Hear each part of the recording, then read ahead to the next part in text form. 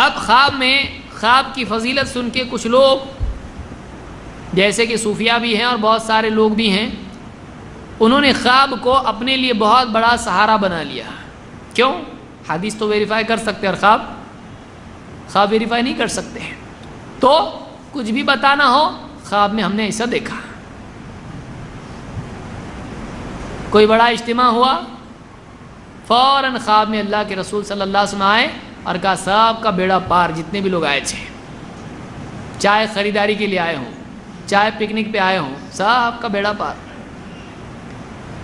صوفیہ کے ہاں بھی عام طور سے کچھ بھی عبادات ہیں کہ بعض صوفیوں نے کہا ہمارے خواب میں اللہ کے نبی صلی اللہ علیہ وسلم آئے، میں نے آپ سے اس ضعیف حدیث کے بارے میں پوچھا کہ یہ حدیث صحیح ہے کہ ضعیف ہے، آپ نے کہا صحیح ہے. بس صحیح ہے.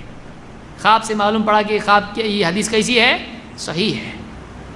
بعض لوگوں نے خواب کی بنیاد پر شرعی احکام ایجاد کر لیے، نمازیں، عبادات اور بہت کچھ.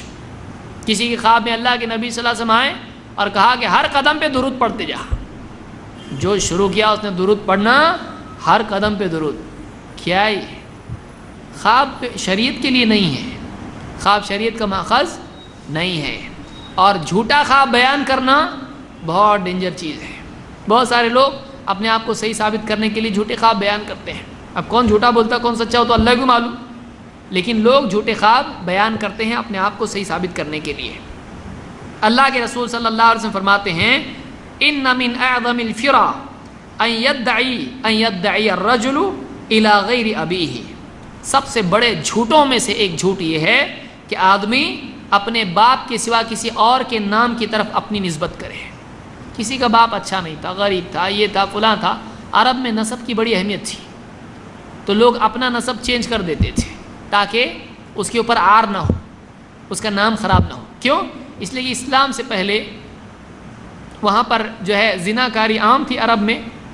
اس اعتبار سے بعض اوقات آدمی کو لگتا تھا کہ کیا میرا نسب اتنا خراب، کہیں غلط جگہ جا کے جڑ رہا، تو آدمی کیا کرتا تھا اپنا نسب تھوڑا آلٹر کرتا تھا، اس کو چینج کرتا تھا.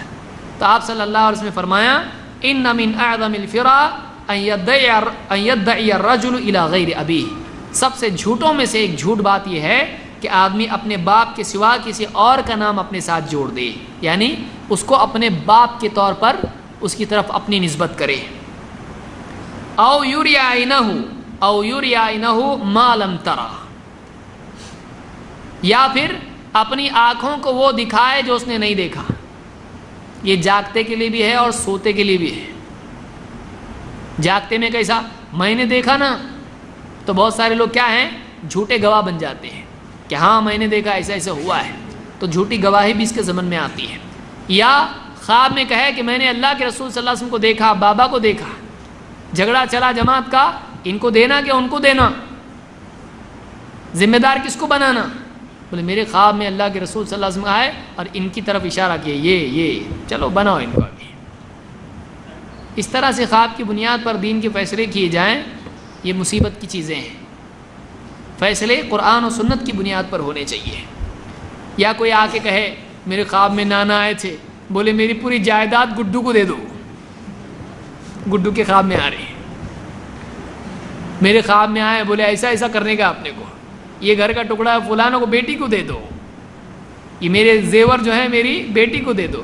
تو ایسے خواب میں وہ جھوٹے خواب لوگ بیان کرتے ہیں تاکہ اس خواب کے ذریعے سے بہت کچھ ہڑپ لیں، عہدہ ہڑپ لیں، مال ہڑپ لیں، جائیداد ہڑپ لیں، یا لوگوں سے غلط کام کرائیں.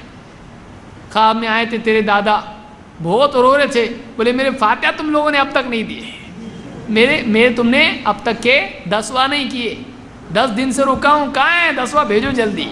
سارے گھر والے اٹھ کے پھر 10واں کے لیے بھاگ دوڑ. 10واں نہیں کرے کم سے کم 40واں تو کرو. دادا بہت رو رہے تھے تیرے، سب روتے پھر. اور پھر تیاری کیا ہے، ایک آواز میں 40واں تو ضرور کریں گے اس مرتبہ. تو یہ ساری جھوٹی باتیں لوگ اپنے خواب کو کیسا ویریفائی کریں گے؟ آپ بتائیے. کوئی آدمی کیسا معلوم کرے گا اس کا خواب کیا ہے؟ جس چیز کو ویریفائی نہیں کر سکتے ہیں اس کو پروف بھی نہیں بنا سکتے ہیں. جس چیز کو ویریفائی نہیں کر سکتے ہیں اس کو پروف کیسے بنائیں گے؟ اس کو دیکھ ہی نہیں سکتے، چیک ہی نہیں کر سکتے ہیں، تو پروف کیسے ہوا وہ؟